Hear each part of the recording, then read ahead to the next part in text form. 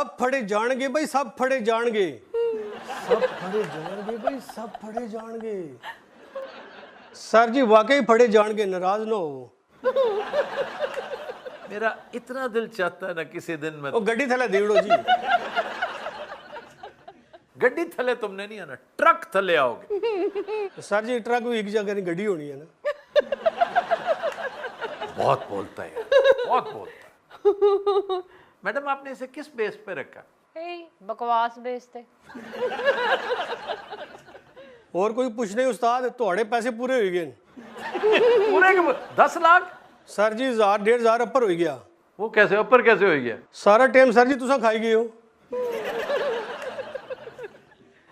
वाकई बहुत ही बदतमीज जिन है। मैडम वैसे मैं पूछना चाह रहा हूँ, तुसा पैसे जमा कराए हुए?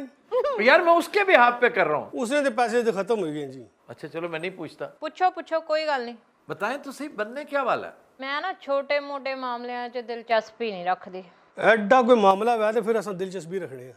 क्या मतलब है? कोई 10 लाख रुपये ना होवे ते